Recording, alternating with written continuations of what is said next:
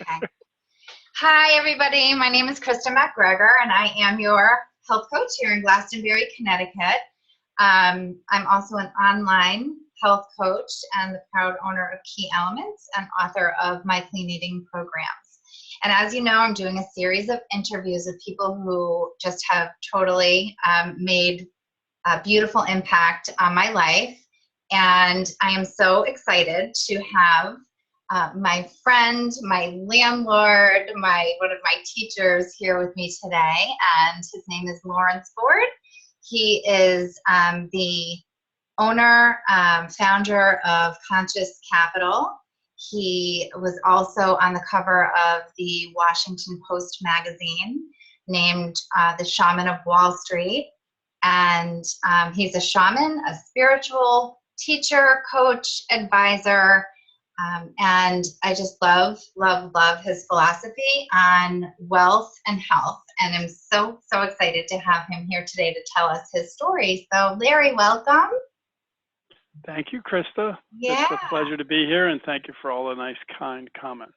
Yeah, thank you. So Larry, I love your story. And I think it would be great for my community to hear a little bit about how you got into wealth management, into the industry, and maybe some of the forks in the road that caused you to take different paths than most people who go into wealth management. Sure. Yeah, and thank you for having me again, Krista. It's really an honor, and I love the work that you do, and of course, as health coach, all that wonderful stuff you do for all of the people out there, their internal empowerment. Very, very important in today's world. So thank you for that. Thank you. So my story, yes, it's unique, as everybody's story is, and I think, where I start with getting into wealth management and why I got into wealth management was really pretty simple and kind of outlines a little bit of my philosophy in life of, when I see something and I'm just passionate about it, I do it, which can be a lot of fun and reckless at times as well, but it's the only way I know how to live. So when I got out of college in, 86, I kind of looked around the world trying to figure out what I was going to do. I always knew I wanted to be in business because there's this deep drive to be independent. But I also really wanted to be a social worker, and really just help people. It was a very deep drive for me. But the whole social work thing wasn't, exciting enough or egotistical enough for me at that age. So I decided I would take on a big deal, which was money. And I looked around and I thought to myself, my observation at that point in my early 20s was, money controlled people. And I really thought it should probably be the other way around. I love that. Yeah, I mean, as simple as it was, right? And in your youth, it's always a wonderful thing because you never know what the hell you're getting yourself into often. So you just go do things. And so I did. I decided that I would actually start up a wealth advisory firm.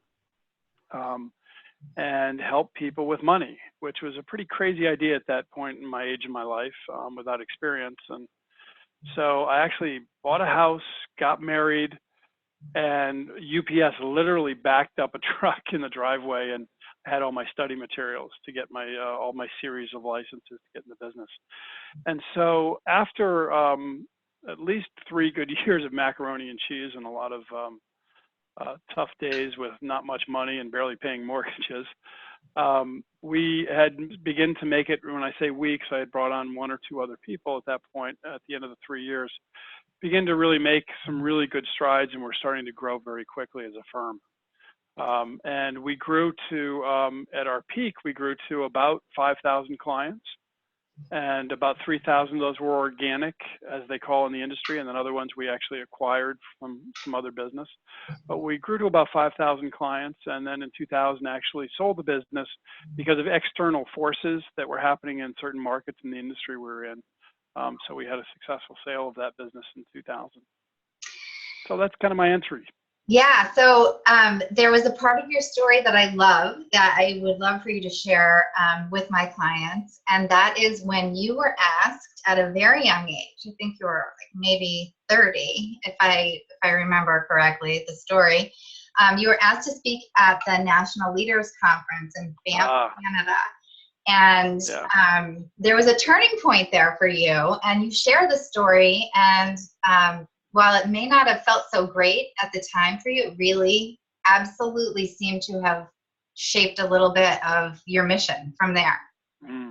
Yeah, thank you. Yeah, it was an interesting time. And I actually wasn't asked to speak, but I was being paraded in front of 2,500 other advisors with 9 other advisors who were top in the country. So as you can most people, it's not a stretch for them to understand this has been typically a pretty male ego-driven business.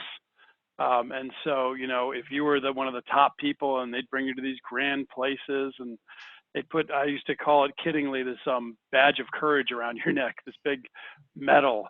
And so there was 10 of us that were going to be paraded in front of 2,500 advisors who were hoping to be like us, or some form of, at that point, of success. And so we had this moment. We were backstage, and there were 9 other gentlemen back there with me, and we all had our drinks. And in retrospect, I even think back to my sweaty palms at that point of feeling kind of out of place, and how the rum drink in my hand was really soothing it with the ice, amongst other soothing that was probably happening in the rum drink at that point. But I was standing there by myself and pretending to not feel awkward and talking to some of the service staff. And eventually the 9 others, started moving over towards me. That kind of awkward thing at a party, right? When you're the outsider, led by probably the head guy. And so he comes over and he looks at me and he says, "Hey, kid," he goes, how'd you make it here so fast? Because they were all at that point, old like me, in my early 50s and older. And I said to them authentically, which is the only way I know how to do things, I said, there really was no secret. It's just we loved every single client. And they all walked away. And so that's when I pretty quickly realized I was a zebra in a herd of horses. And we actually tell that story on our website because, it really defines who we are, which is kind of a wonderful thing. It's, our clients and the general public either think we're kind of weird, or they say, "Oh my God, where have they been?" And that's what we love about our advisors and our unique way that we have built this business. But of course, I'm jumping to chapter 3 here. Yeah. So actually, I think, I think this is a great segue as to what I would love to share with my clients. From your perspective, I have every single client that comes to me, we talk about stressors in life. And one of the stressors that really tends to become toxic with a lot of people is the subject of money. And, I love how you incorporate into your practice the belief that money really does affect us mentally, physically, spiritually, and our well-being overall. And I like your tagline that says "live whole," because that goes along very much with what I teach my clients. And when we talk about money, what I do is I take them through rewriting their money story all the way from the time they were little until today, and the messages that came into them about money and what they learned about money and how to handle money. Because many of my clients who, are wealthy feel a lot of guilt and shame behind the money. And many of my clients who struggle just to pay bills and, have a hard time paying for a health coach, they feel very resentful about money. And, everywhere from money is the root of all evil to, you name it. They just have kind of a toxic story about money. And I went through this process myself where I had to rewrite my story about money. And I truly believe that money is very spiritual. And I love how you early on said that you like to understand why it is that money seems to control people rather than people controlling money. So can you share with us some of your wisdom around the story of money and the stress and how we can form, a new relationship with money? That's such a rich question. And yeah, So when we think about ancient wisdom, which has so much richness to share with us, and we often dismiss a lot of that as, um, ancient wisdom, which is not ancient wisdom to many people. And the new wisdom is all this knowledge and the things that we think are so important. We forget a lot of the richness of that wisdom. So we fluff it off a lot. But that's a big part of my background, as you know, as a shaman and in my spiritual path, which is a whole nother conversation at some point. But we bring those two worlds together because it's very, very important. We ask this single question: since when hasn't money had a significant impact on your mental, spiritual well-being? And when you ask a question in that rational format, people get it. I mean, I don't think there's anybody who would say, well, never. No, it's something that has a deep, deep impact on us. So what our philosophy is, let's stop keeping those two separate. So we bring it all together. And so our philosophy is, in dealing with money, whether you have an abundance of money or whether you feel deprived with money, as you said so well, Chris, it's your relationship with money that matters. And for us, we talk about money just helps empower your dreams and your reason for being here. So the number one thing that I go back to with every client, and our advisors go back to with every client, is you're here for a reason. I love Money that. helps empower that. It's really very true. Your soul is on a journey and you're here for a reason, and there's nothing more important than that in the world. And so money is something we've created. So what is money? It's something that we made up. In the early 70s, back when Nixon was in office, it stopped even being backed by the gold standard. So it truly doesn't even have any substance other than, we print it when we feel like it. When we call it in this country quantitative easing, fancy terms for, well, we need more money, let's just print more money. So there's really this whole story around money, as you said, that we've actually created that's actually very confusing.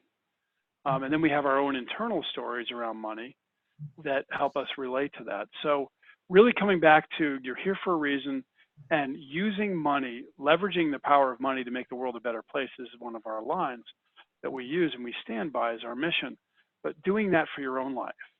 And so entering into your relationship with money, not so much necessarily immediately in a psychoanalytical standpoint of, which is important at some point, but really, where are you today with your money? What do you want to get done in your life? What are your goals? What are your visions?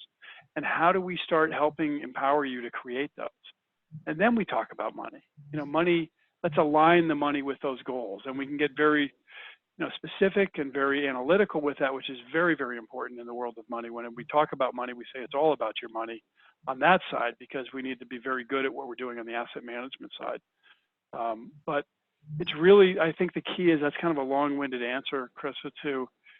It's about, you're here for a reason first. Start there. And money is just an excuse. Whether you have too much of it and you feel guilty, or not enough of it and you say, well, I can't do that because, right? Right. Or if I have a lot of it, is like, boy, what would they think of me? I'm not that person. I couldn't do that. Those are all lies. There's a practical aspect of that when we get down to it, but forget about the practical aspect first. Start with the soulful spiritual essence of who you are, and begin with that, and begin to remember your dreams and why you're here. Then we work to help support that. And so I found that simple practice is really the key. Yeah, that is so, so true. And I think perfect. I know, when I started relating nutrition and money, when I realized that in a lot of my programs, I talk to clients about exchanging value for impact. And that's what we do with food.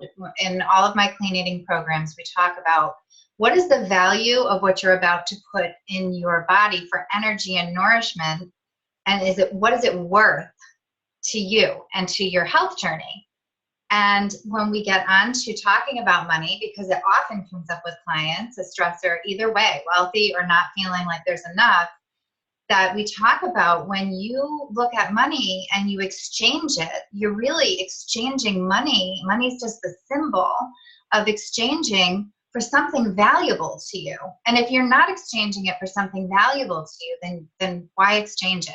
Like, to really look at it as sacred and being able to exchange it for something that reflects value to you. So I love that philosophy, and Absolutely. That's what we work with, one-to-one. And I wanted to be able to give my clients the opportunity to be able to reach out to you if they have questions, on the spiritual end with your leader, your spiritual advising, or leading people, in spirit. And also, if they are interested in talking more about the conscious capital and wealth advisement. So can you tell people how they can find you? Yeah, thank you, Krista, and that's really nice. We're extremely excited. So about 4 years ago, I consciously came back into this business to be the change I wanted to see in the world. And I kind of kid around, and I'm like, when I was in my, that story about when I was doing it before, I'd run like 35 miles an hour, and I'd hit a wall, and I'd go, oh, boom, and I'd wake up and go, oh boy, okay, and run again. I'm kind of kid now. I'm like, I run maybe 15, 20 miles an hour, not quite as fast as I used to. But ignorance is bliss. Now I know actually my challenges I've had building this company, and I'm like, oh crap, here comes the wall, and I hit it anyway.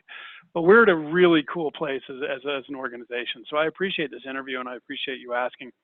And for all the listeners, I appreciate you for hanging in there if you're still listening to me speak, because entering into that process of finding a financial advisor is a really kind of uncomfortable thing. It's one of the last things in the world you want to do is call a financial advisor and go visit one, typically, because it's usually filled with a lot of fear and obfuscation and bullying. Very confusing, often high pressure, and there's a lot of fear involved in that. So we turn that upside down. So the way that people can get to us first is look at our website, and it's a little long, but it's www.consciouscapital, CONSCIOUSCAPITALWM, as in wealthmanagement.com. So consciouscapitalwm.com, and you'll get a good feel of who we are. And as I said earlier in the interview, you're either going to say, well, those guys are a little weird, or you're going to probably say, my goodness, these are people that are really neat, and I love their philosophy. If that's the case, I want everybody to just understand, we have a 3-step process. You'll see it on our website. It's called Connect, Dream, and Empower, and that's what we do with our clients. The Connect meeting is all about open-hearted, welcoming you in, get to know you, you get to know us. No pressure at all. My goodness, it's the furthest thing from it. We really get to know each other. And then if we find out we're a fit, then maybe we work together. If we don't, I tell clients the worst thing we do is we give each other a hug, and we're better off for knowing each other. So that's really how we start. And I implore people, because as I said, the first thing to do is really start with, you're here for a reason. That's where it begins. The second thing is stop hiding.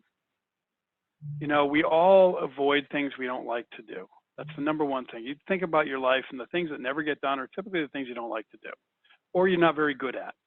And so what you want to do is you really want to address your money. You want to address your life, and you want to bring all of that stuff together and get someone there to help support you with that in an authentic, loving way, and also make sure they're very good at what they do on the technical side as well. So second step is really find somebody. If it's not me, find somebody you resonate with.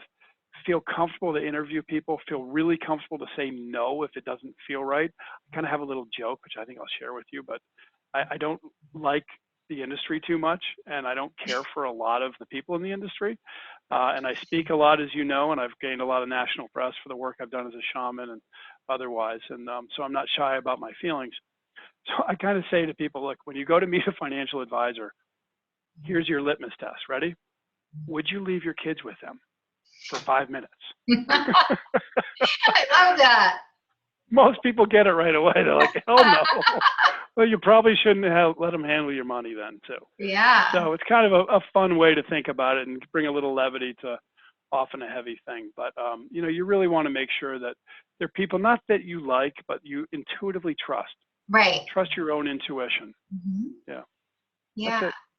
Yeah. And I just have to say, we are announcing this to my clients and to your group as well, that I am so, so honored and proud to have been asked to be Conscious Capital's health coach. So I will be working a lot with your community, and I'm just so excited to be part. I know finding this building where I am right now, Key Elements, took some time, because I'll tell the quick story of when I first started looking for rent space. I came here hoping to find space, and there was no space available for me. So I went part-time in South Glastonbury, and in this magical moment of talking to another person who was here in the space I'm in right now, and telling me that she was leaving and wanted to support my mission, within 4 hours, my whole life changed. And I was right where I wanted to be from the beginning, but it wasn't time for me yet, because I wasn't full-time and I didn't have a booming practice.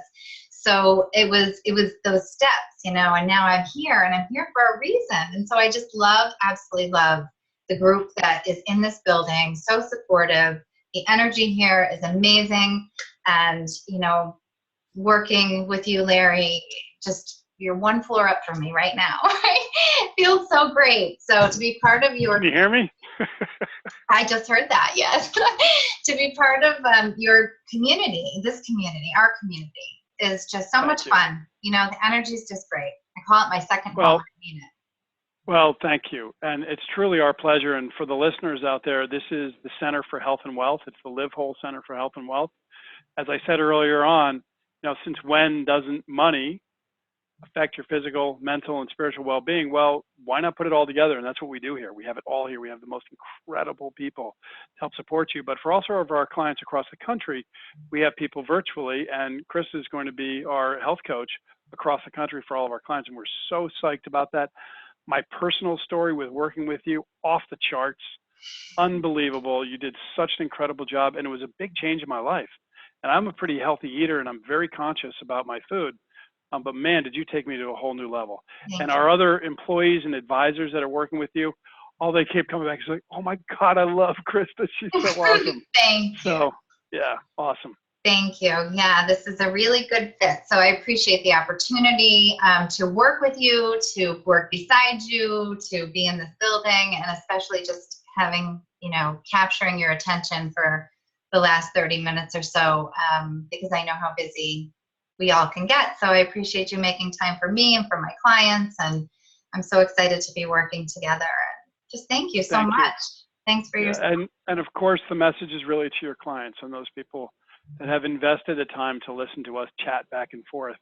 The real takeaway is, when we have a health coach for you, it's because we love you. We're not afraid to say we love our clients. And please forgive me if this sounds like a really ridiculous pitch, but I just get excited about what I do. It's why I do it. But we do love our clients, and we tell our clients, look, if we get you to a goal, if we get you to those dreams we're talking about, and you're not there to enjoy them, what good are they? Right. So of course you got to have a health coach along the way, right? We want you to be there fully to enjoy them with all your health when you get there. So yeah. Good work, Krista. Hello, everybody, and Krista's posse. And everybody else who listens to this broadcast. And please take a look at us, www.consciouscapitalwm.com. And we're so blessed to be working with Krista and have her be our health coach. And take a look at our website and see what we're all about, and come experience us. Thank you. Thanks so much, Larry. And I will see you soon. Thanks, everyone, for watching. Take care. Thank you. Bye.